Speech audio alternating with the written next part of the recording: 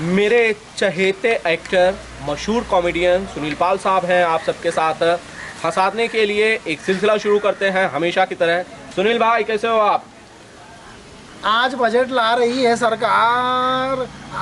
आज बजट ला रही है सरकार और मैं बना हूँ आज हवलदार। ये हवलदार बने और बजट आ रहा है, दोनों का कुछ कनेक्शन है? मैं चाहता हूँ कि बजट जो है मुझसे डरे।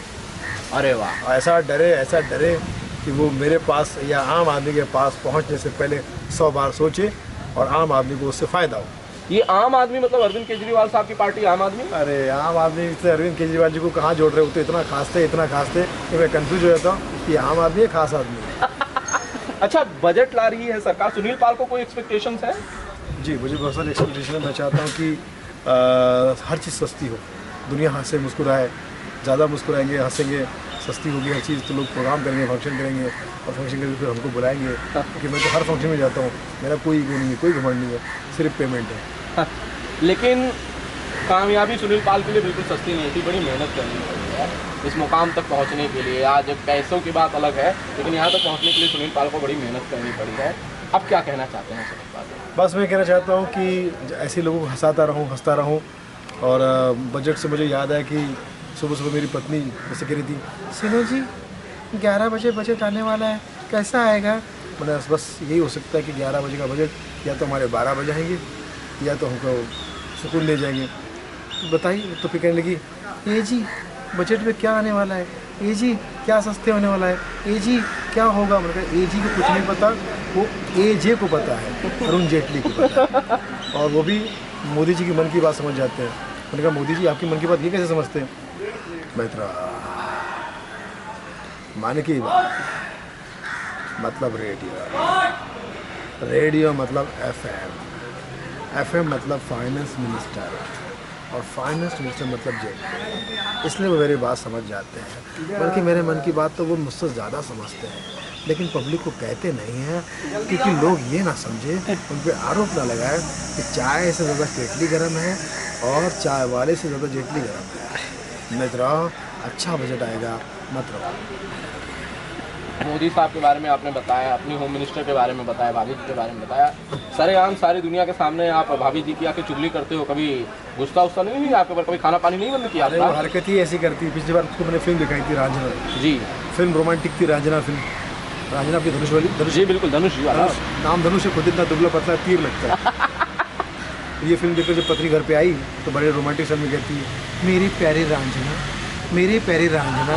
मैं आगे तो बोल, बर्तन सारे मांझना। ये वही हंस रहे हैं जिन्होंने बर्तन मांजे, क्योंकि ये यूनिवर्सल प्रॉब्लम है। मैं तो बिंदास भोजपुरी हूँ भाई, छुपाऊंगा नहीं। हम राहुल समझता नहीं है, हम भोजपुरी बानी है। सुनील भाई, ये चलिए आपके इस गेटअप पे आ जाते हैं। ये हवलदार की वर्दी, क्या कहीं सड़क पे खड़े थे या फिर किसी रोल के लिए आए? ये हमारे मित्र इशरार अहमद की फिल्म है, दो आत्माएं। उसमें मैं और शक्ति कपूर जो है, शक्ति साहब, हम दोनों पुलिस बने हैं। उसमें वो इंस्पेक्टर बने और मैं उनका लाडला हवलदार बना हूँ। और कॉमेडी ट्रैक है दोनों, वो थोड़ा सीरियस है, उसके साथ मैं कॉमेडी ट्रैक करने की कोशिश करता हूँ। दो आत्मा ये फिल्म का नाम है और बड़ा इन्जॉय कर रहा हूँ। आज की शूटिंग का पहला दिन है और मज़ा आता है क्योंकि इशरार अहमद वो डायरेक्टर हैं जो एक्टर को पूरी खुली छूट देते हैं कि वो परफॉर्म करे और आपको अपना दायरा बता देते कि भाई इतना करना है उसमें, लेकिन जो आप कर सकते करती है। एक कलाकार के लिए बड़ी खुशी की बात है और मैं बहुत खुश हूँ। इस वर्दी से आपसे कोई यहाँ पे डरा या फिर हंसी रहे थे लोग आज भी? इत्तेफाक से मैं वर्दी ना पहनूं, कपड़े पहनूं ना पहनूं, लोग मुझसे डरते नहीं हैं। लोग मुझे देख के हंसते हैं, मुस्कुराते हैं और ये इस चीज़ का मैं धन्यवाद करता हूँ ऊपर वाले को। ये है ऊपर वाले तो उन्होंने मुझे इस लायक बनाया कि मुझे देख लोग मुस्कुराते तो है, गुस्सा नहीं करते, टेंशन नहीं आते।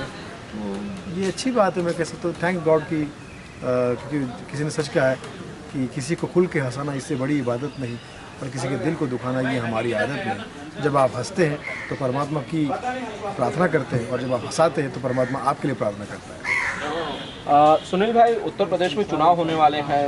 समाजवादी पार्टी की किसान आपने देखी होगी, बीजेपी की दावेदारी आपने देखी होगी, राहुल और अखिलेश का गठजोड़ आपने देखा होगा। सुनील पाल के नज़रिए से कुछ कहना चाहेंगे यूपी चुनाव पर खास तौर पे? हाँ तब है मैं आज चुनाव चल रहा उत्तर प्रदेश में हमें अखिल को हब्बा हमें अखिल को हब्बा हमारी अकल है हमारी बात ही नहीं समझ हमें लिएगा सबा सस्ता हम राजपा हम राजपा अम्बा ग्राम गोपा अकल है हमारी बात ही नहीं समझता। उनका चाचा अखिलेश तो क्या किसी का बाप भी आपकी बात नहीं समझता। आपसे तो उसने साइकिल छीन ली, अब आप क्या करेंगे? हम अपना खुद का दल बनाएंगे। साइकिल तो क्या हम अपना खुद दल बनाएंगे। तो उस दल का नाम क्या होगा? पैदल। और जहाँ तक अखिलेश जी ने बनाया अपने साथ में पप्पू जी को मिला दिया जी। पप्पू जी और मुन्ना दोनों साथ में घूम रहे हैं। तो एक तरफ अखिलेश दूसरी तरफ अक्लेश, एक तरफ लोकसभा दूसरी तरफ जोकसभा, एक तरफ साइकिल दूसरी तरफ बाबा साइकिल रोबो साइकिल। और एक से पिताजी परेशान है और एक तरफ माता जी परेशान से। नहीं तो इसका मतलब आप दोनों को क्रिटिसाइज कर रहे हैं तो आप मोदी के सपोर्टर हैं मतलब? भाई कॉमेडी के मामले में हम अपने आप के अपने बाप के नहीं है। जो नेता जो कलाकार जो भी हमें मुद्दा देगा जो भी कोई बात देगा वो हम पब्लिक के सामने पेश करेंगे अपने अंदाज में नमक मिर्च लगा के, क्योंकि यही हमारा काम है। कहता है जो कर सारा ज़माना यही हकीकत यही फसाना।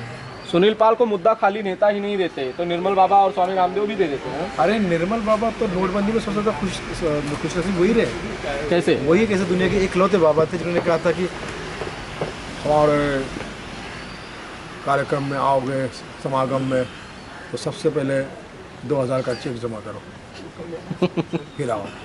मतलब चेक से एंट्री करने वाला पहला बंदा था। इसे पहला पता था कि आगे चल के कैशलेस नोटबंदी शुरू हो जाएगी जी। सबसे ज़्यादा अमीर बाबा इस वक्त निर्मल बाबा ही है। तो मैं समझता हूँ कि ये बाबा जो है वाकई अद्भुत है, चमत्कारी बाबा है। इनको पता था कि ये होने वाला है।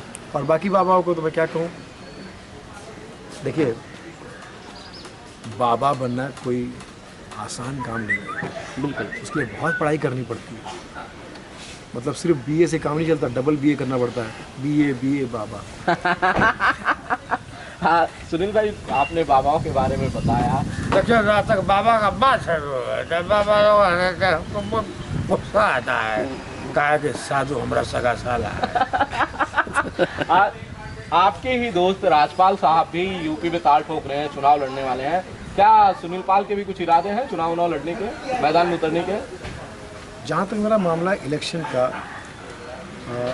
लोग जिसको सिलेक्शन देते हैं ऐसे इलेक्शन में खड़े होने का फ़ायदा तभी है जब आपको लोगों की समझ हो, लोगों की आपने सेवा की हो और उतनी समझ हो। तो जितने भी लोग इलेक्शन में खड़े हैं उनको ये समझ है मैं इस काबिल नहीं हूँ, मेरी बुद्धि उतनी तीक्ष्ण नहीं है। तो मैं समझता हूँ कि मैं पहले देखूँगा, एक्सपीरियंस करूँगा। अगर मुझे लगा तो राजनीति में मैं सेवा के लिए आऊँगा, अगर नहीं लगा तो वैसे भी मैं अपने लेवल पे, अपने घर पे, अपने परिवार में, अपने नगर में, अपने मोहल्ले में कोशिश करूँगा कि अपनी तरफ से सेवा कर सकूँ। हालांकि मुझे एक नगर सेवक मिला था जी। तो मैंने कहा नगर सेवक साहब सच्ची बताइए नगर सेवक का असली मतलब क्या होता है? जी। तो बोले भाई सुनना, किसी को बताना मत, चुन के आने के बाद पूरा नगर जिसका सेवक बन जाता है उसे नगर सेवक है। अच्छा सुनील भाई, चलिए आप इलेक्शन में डायरेक्टली नहीं उतरेंगे, लेकिन क्या किसी के लिए अपने अंदाज में प्रचार करना चाहेंगे?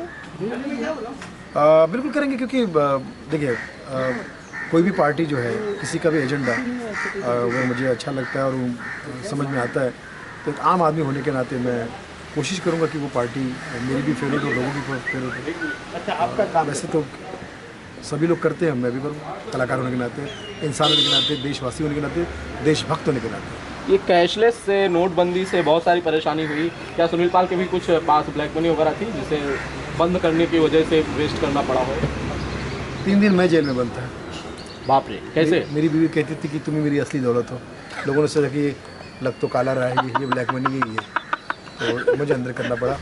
फिर बाद में उन्होंने घर वालों ने पासपोर्ट दिया कि ये आदमी है, ये भी आदमी है, इस टाइप के भी इंसान होते हैं। फिर वो छोड़ना पड़ा। तो ब्लैक मनी से इस तरह से मुझे गड़बड़ हो गया। और खैर जोक से पार्ट, ऐसा तो कोई ब्लैक मनी मेरे पास में नहीं मिला। लेकिन मैं कहना चाहता हूँ कि नोटबंदी पे मुझे एक ही बंदी मुझे याद आई जो नोट पे छाई हुई थी, नोट पे बंदी छाई हुई थी, सोनम गुप्ता। सोनम गुप्ता ही नोटबंदी है, असली नोटबंदी सोनम गुप्ता है। उससे पूछो, अगर वो मुकर गई ना तो समझ जाना वो बेवफा है। सुनील भाई थैंक यू सो मच, बहुत बहुत शुक्रिया इतनी सारी और इस तरह से बातें करने के लिए, हमेशा की तरह। Thank you so much sir. आप जियो हजारों साल, ये तहदिल से दुआ दे रहा है सुनील पाल। अगर बातचीत में कोई त्रुटि हुई तो क्षमा प्रार्थी हूँ, क्योंकि आप ही का विद्यार्थी हूँ। अगर कोई गलती हो जाए तो समझ लो ये आप ही की शिक्षा है, जिससे मिली आपको शिक्षा। Thank you. हवलदार सुनील पाल को सुना आपने और दमदार तरीके से सुना। मुंबई से आनंद कमलेश की रिपोर्ट।